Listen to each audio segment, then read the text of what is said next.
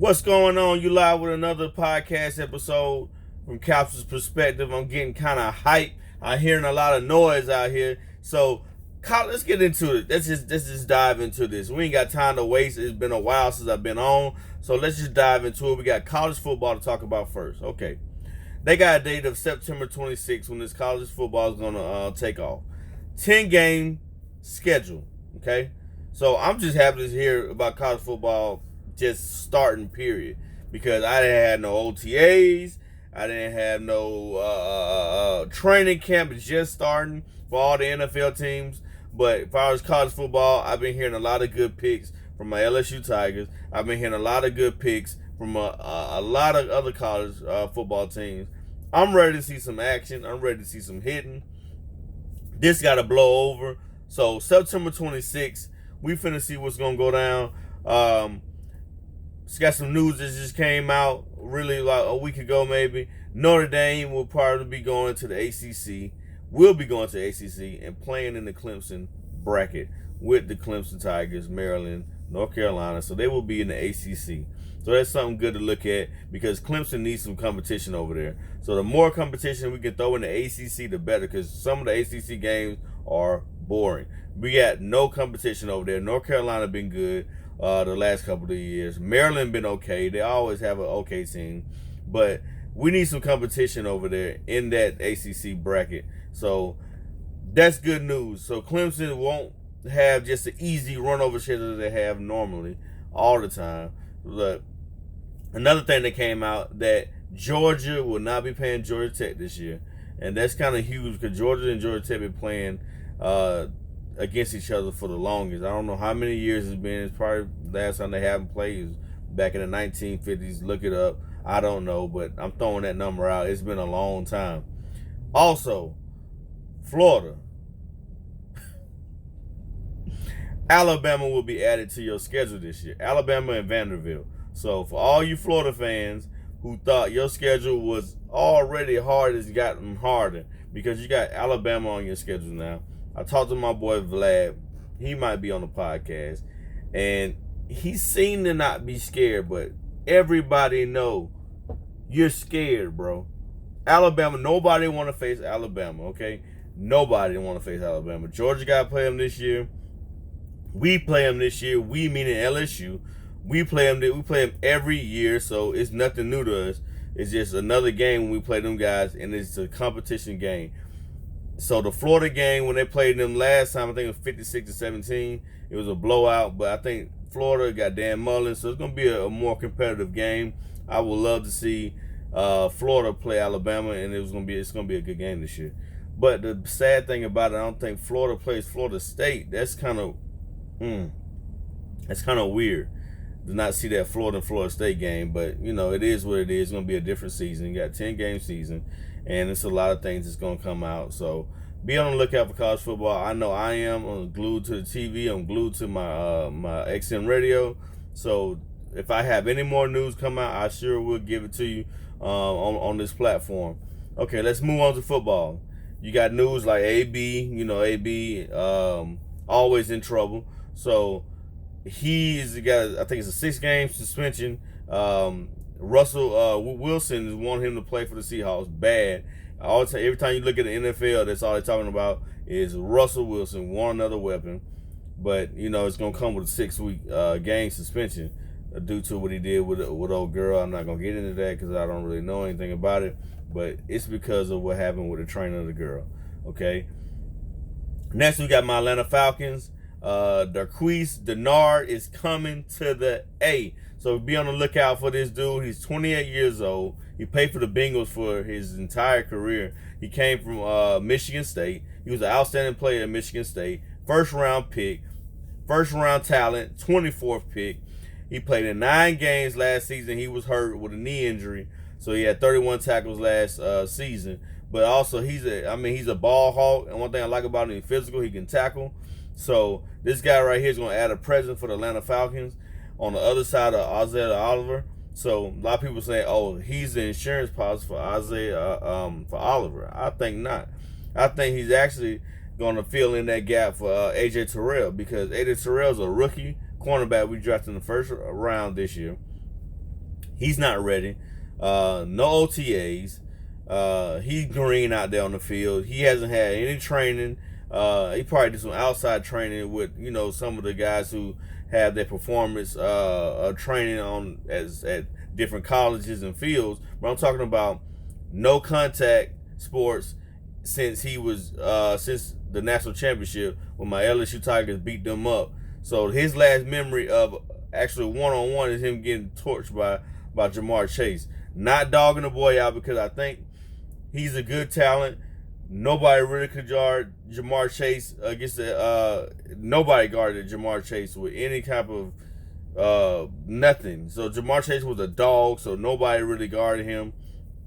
And I think he's going to be a good player for the Atlanta Falcons. But I think he got to get his, he got to learn a little bit more. I think he's not a guy who's going to come out there and make a showing the first time he's out there. So Darqueze Dennard is a good pickup for the Falcons. He's a veteran piece. He's from Georgia, Dry Branch, Georgia. Never heard of Dry Branch, Georgia. Been in Georgia for a very long time, but it's out of Jeffersonville, Georgia. So we're looking forward to that. So let's move on a little bit. We're gonna change gears into basketball because basketball has been out with this bubble, and everybody out here saying that basketball ain't the same no more in this bubble. Have I enjoyed it? Yes, because of sports on TV. Have I liked the way it looked? No. Because to me, it looked like a scrimmage more than anything. But my mind's starting to wrap around. It's starting to get familiar with the same court. Familiar with the same. I mean, the style of play, it's not the same. I mean, I like, the fans. I like the home territory. I like players playing on the road and you seeing the crowd get into it, the hype of the whole thing. Can I get used to it? Yes. But is it the same for me? And I think a lot of people looking at it? Maybe. Because it's sports. So it's the gambling involved in it. And there's other things involved in that. Okay? So let's get to one of the games that I watched. I watched the LA Clippers lose to the LA Lakers, I think about 2 points. LeBron James had 16 points, 11 rebounds and 7 assists in 34 minutes. He had a great game. Anthony Davis is really the highlight of this team. I mean, in 35 minutes, he had 34 points, 8 rebounds, 4 assists. He really carrying his team on his back to me. LeBron is in form. I mean, LeBron. Let me tell you something about LeBron. LeBron is something different about LeBron when this whole bubble thing came out. When this basketball season just started, it's something different about him. The style of his play. Ask Kawhi Leonard. Because Kawhi Leonard got pretty much shut down by LeBron James. That's hard to say. I mean, LeBron James all over the floor. He playing more defense to me than offense. I mean, of course he's gonna put up his doubles. He's gonna go out there and be the assist man. He's gonna be the facilitator. But against LA Clippers, and this game was, I think, about Friday. I think around about Friday. This game was Friday or Thursday. This guy held. Not really held. In 33 minutes, Kawhi Leonard had 28 points, 3 rebounds, 4 assists, 2 blocks, 2 steals. So Kawhi Leonard still had a great game. Don't get me wrong. Paul George had 30 points, 3 rebounds, 3 assists, and 3 steals as well. But LeBron was everywhere. Every time Kawhi wanted to make a move to the hole, LeBron was there. When he wanted to create his own shot, LeBron was there. So LeBron is on a warpath. I don't think no team can stop him really in the West. Let me take that back. Have you seen? No, really. Let me get closer. Have you really seen a team that can match the LA Lakers? Think about it. I'm gonna let y'all think about it, because I have. People gonna look at me like crazy when I say this. The Houston Rockets. The Houston Rockets has launched. has took off. Because I've been seeing, man, this James Harden, man, this dude is amazing. This dude is truly amazing. I mean, he's all over the place. The dude is unstoppable. Do I see them winning a 7-game series in the playoffs and beating the Lakers? Really, I don't. There's a simple fact that they don't have no big man down low. But the Houston Rockets are playing basketball out here, man. Check them boys out, man. The Houston Rockets are a dominating team. I like the combination of him and Westbrook. I like the defense. I like House on the outside, busting threes. I just like their defense is raw. It's gonna be a good matchup to see those two teams play in the playoffs. I know they're gonna be I already know they're in the playoffs, hands down. So I want to see that matchup. It's going to be a good matchup, back and forth. It's going to get real competitive. A lot of people are going to tune in. I think more when the playoffs start off. These couple of games that they're playing to see who's going to make the seeds is a game that, a lot of people are looking at, but not really. But when the playoffs start, I think it's going to be a more competitive. It's going to be more attention on the game. So in that aspect, I think that, that basketball is going to take a different turn when it comes to the playoffs. Okay, let's keep moving. Zion Williams. Everybody talking about Zion Williams. Zion Williams. The 8th seed is going to be definitely LeBron versus Zion Williams. Okay. It's something about Alvin Gentry that I don't like. Let me tell you what I don't like about Alvin Gentry. He's a good coach. Don't get me wrong. But it seems like he don't have a grasp for the players. And it seems like he don't know how to fit them in certain situations when they come down to putting them in the best position to win a game. Okay? Basketball have been playing since March. Zion Williams, you still treating him like he's still injured. The game against the Jazz, the guy played 15 minutes, 13 points. You got to take the training wheels off Zion Williams. If he's hurt, don't play him. If he's healthy, you need to play him because he needs to get the experience of the NBA.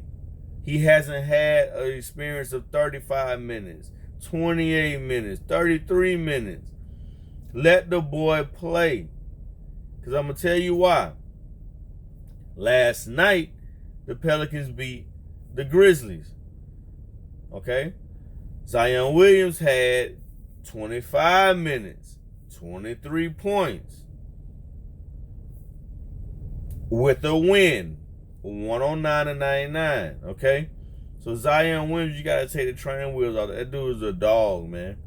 It's not too many people who can guard him. If you're taller than him, as we seen last night, they try to guard him. He's going to get to your chest. And once he get to your chest, he's going up with straight power and you're not going to block him. So he's getting to the center's chest that's overpowered, that's taller than him. He getting to that chest and he's going up. And then when he dunk, you don't want to get in the way of him. Okay? So if they plan on making the 8th seed, you have over Memphis Grizzlies, my San Antonio Spurs, who've been doing pretty good without LaMarcus Aldridge, Bellinelli, and a couple of other starters that's been on that team. So don't sleep on the Spurs either, okay? But you gotta actually take the training wheels off Zion Williams to make the 8th seed, period. Because those other players ain't gonna do it. No knock on Brandon Ingram. I like him. I think last night he had what Brandon Ingram had. He did all right last night. I don't think I even wrote down his numbers, but he's a good player. Everybody knows he's gonna give you 28. He's gonna give you 25 a night. But Zion Williams is the driving force of that team. So you need to take the training wheels off the dude, man, and let him play, man. So that's my take on the New Orleans Pelicans. Okay, last night you had LA versus the Jazz. Okay, AD once again reined in numbers, 42 points. Like I told y'all, AD is gonna take this team to the promised land. Okay, it's a reason why they went and got AD. Okay, LeBron James always paired good with somebody else. Let's just be honest. AD had 42 points last night. LeBron James had 22, and they had to win over the Utah Jazz. Okay, Donovan Mitchell came in with 33 points. Okay, Mike Conley 24. Mike Conley was a good piece for the Jazz. He gives them more presence. He's a scorer. A lot of people say he can't play defense, but he can score. And they won. You know what I'm saying? And the next game that I watched last night was going back to the Pelicans and the Grizzlies, because John Morant got shut down last night. John Morant only had 11 points. 11 points, 39 minutes. So John Morant, I think the last game they played was San Antonio Spurs, and he had a good game against the Spurs, even though they lost. And I think he was pretty much burnt out from that game. I think that was a back-to-back game, I'm thinking. John Morant going to be good regardless, man. He still need to pick up a little size on him, but he's going to be a good player. The next game that I watched was the Raptors. I'm telling you, man, the Raptors ain't no joke. Without Kawhi Leonard, the Raptors still have a good team, led by Kyle Lowry, Van Fleet. I'm sorry. He was a dog last night. He had 36 points. Jimmy Buckets, the way they played against the Miami Heat, Jimmy Buckets didn't have a good game. They had a balanced scoring sheet, but without Jimmy Buckets scoring at least about 30-some points, the Heat has a good team, but they're young. I mean, the Heat gonna win a national. I think they'll win a championship if they pick up another piece. Maybe a good veteran player coming off the bench. I really like Miami Heat. They're young. They have a great team. They have some great young shooters on that team. I forget the guy's name right now, but they got some dogs on that team. Herbert. He's a dog. That man can shoot. He's very athletic. He can shoot. I mean, I just like everything Miami Heat got going on. Spoelstra got a good team right there. They're young, and coming out of the East is going to be pretty hard with the Raptors. The Raptors, I think they're going to lock down the East easily. Well, I'm not going to say easy, because you got Boston Celtics still out there. And you already know what Boston Celtics is going to bring to the table. But the Raptors, I think it's going to be a team a tough team to stop, because they done won. Well, they won 4 games before the season ended. They were on a 4-game winning streak. Now they're on a 2-game winning streak. They haven't lost in the bubble yet. So it's going to be good to see them play.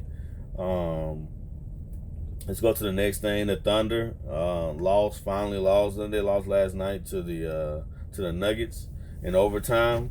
Michael Porter Jr. had 37 points, and Jokic had 30. That team right there is a great team to run up against in the West too. You can lose to them. Houston can lose to them. LeBron, if they face them, it's gonna be a tough test to play the Nuggets, because they got a good team. They're all around good team. Everybody knows that. Okay, so and then we got the Pacers play last night against the Wizards. The Pacers led by Warren. Warren scored 34 points last night, and this weekend he scored 53 against the 76ers. So I think the Pacers going to do something for real in the East? No, but the Warren is building something in the Pacers organization. I think they're going to go far when it comes to the following seasons coming up. They're going to start getting more players. They got Brogdon, who's a good defensive player, good facilitator.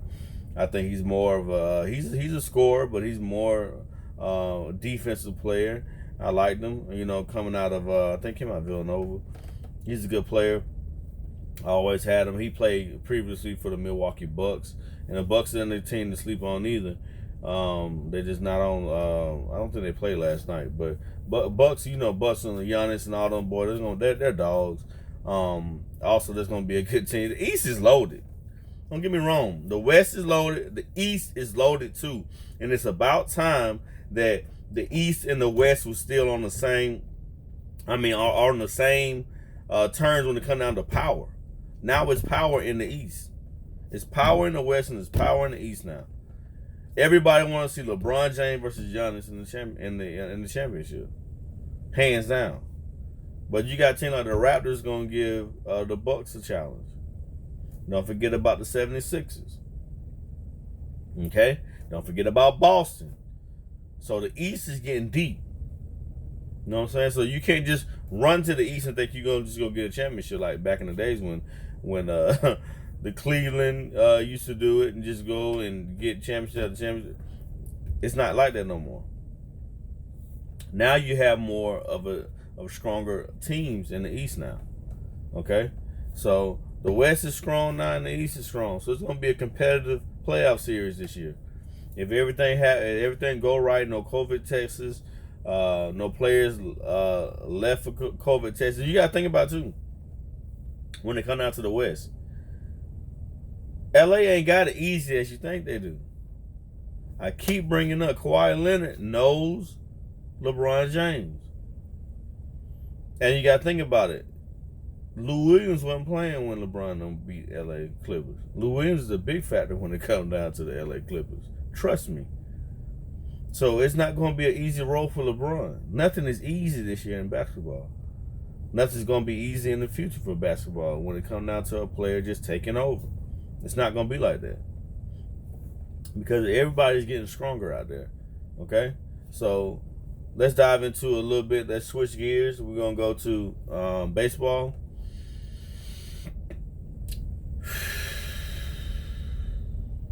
It hurt me to say this, man.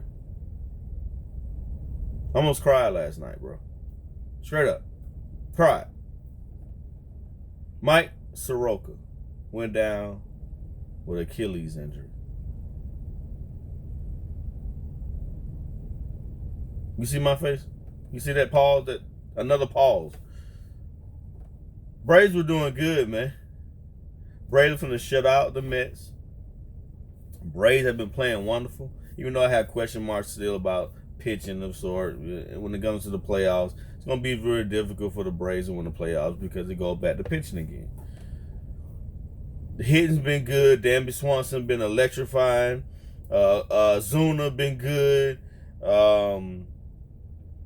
What's his name? The catcher that just came, Rigondeaux. I don't know. The catcher, he's good. He's been hitting lights out. Put in the comments if you remember his name, cause it's not ringing a bell right now. He's got a funny name. Acuna's been fine. Ronald Acuna gained some weight. Let's be honest. He didn't get big. When this COVID hit and the Braves wasn't playing, he didn't gain a little weight. You know what I'm saying? He gonna get back into player form. I'm not worried about him.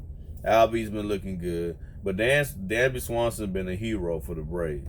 He's been playing lights out. Him and Azuna. Okay, but you lost Mike Soroka, your number one pitcher. That hurt. That hurt Braves' chances. And I think the Braves are 7-4 through this race to 60. That hurt. I mean, he was covering the base and got hurt with his Achilles. And Jacob deGrom, man. The dude is a beast. I'm not going to lie, bro. That Mets pitcher, bro. Mets ain't hitting on nothing to me. But that pitch, deGrom, his command of his pitches is off the chart, man. That's why the dude is, that man throwing 99 miles per hour fastballs. Change-ups, low and away. I mean, this dude got a command for his pitch, and Braves always struggling when they play him. A lot of teams struggling when they play him. But I like the Braves. I like what the Braves are doing. It's kind of hard to watch because baseball is just so long with no fans. It just look weird. But I still be engaged to watch it because I like watching baseball. But Mike Soroka went down, man. That hurt. That hit me in my chest. And Braves gonna feel the effect of this. He's out for the season. So I don't know who's gonna step up. Foltynewicz is out of here. He was trash when we lost that game in the playoffs against the Cardinals. The first inning, 10 runs. I think it hurt his spirit. I think it's right for the Braves to send him to the AAA. Nobody's gonna pick him up. They put him on waivers, but nobody's gonna pick him up because he wasn't doing nothing for the Braves. So why would you pick up damaged goods? So, Braves gonna be in trouble, man. I think the hitting's still gonna be there. I don't know what pitchers you're gonna get to replace. Sean Newcomb pitched pretty good, but Sean Newcomb went back to his old ways when he pitched. I think Saturday. When he pitched Saturday, he went back to his old ways again. He commands a pitch. He's good with that pitch, and he tend to try to start new stuff. When he's out there pitching, he trying new stuff as he goes, and sometimes he get in trouble. Okay, Touki Toussaint look good. One thing about Touki though, he command his first pitch, and then sometimes the arm, I don't think he can pitch more than 5 to 4 innings. Sometimes his arm gets a little weird, and he started throwing weird stuff, and he started getting in trouble. He got out of the trouble, all right, but you know what I'm saying, he does some weird things in there. I like Kyle Wright. Kyle Wright came out there and did a good job. The closers have been doing a good job, so the Braves have things working for them now. But with that injury, I think it's gonna set Braves back. I don't think they're gonna be in a playoff run. Man, Braves already had trouble with pitching, and pitching's always been Braves' problem. When Braves won the World Series, they had great pitching. So, Alex Anthopoulos, I trust him with the process. He's been doing a good thing for the Braves. So, I don't think Braves are going to win anytime soon, but I think the future looks bright for the Braves, okay? But when I looked at YouTube, man, I got happy, bro. I seen training camp for the Falcons. I seen Ty Gurley. I lit up. He got that commercial with the 21 on. I said, okay, it's on now. It's going down now. I see Matt Ryan handing him off the imaginary ball, and he's running down I said, okay. I see Dante Fowler out there. I said, okay. I see Big Grady Baby. I said, let's go. I'm ready to see some football. I don't care about not having no preseason. I want to see some contact. Period. Okay? So it's a good sign to see the Falcons out there in training camp. It's a good sign to see other teams in training camp. Okay? I can't wait till the NFL season to start, because when the NFL season starts, everything is... I want to see how it is with no fans, to be honest. Let me just stop. Because this crowd pumping noise crap, I don't even... I put my TV on mute. I can't stand fake crowd noises.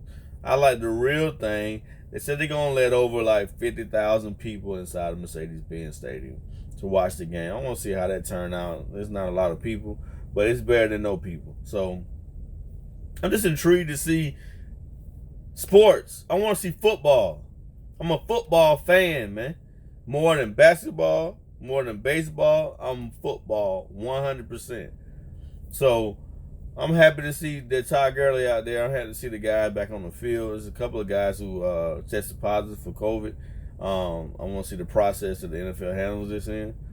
And let me go back. I like that the sports have start pushing the narrative, letting these guys protest and do things on their platform. So I commend them for that. I still want to see change, but this is we jump a small hurdle in that regard of police brutality and things of that nature. So I'm glad to see that the owners and things are behind it. I hope it continues. I hope it affects change. So I can't wait to see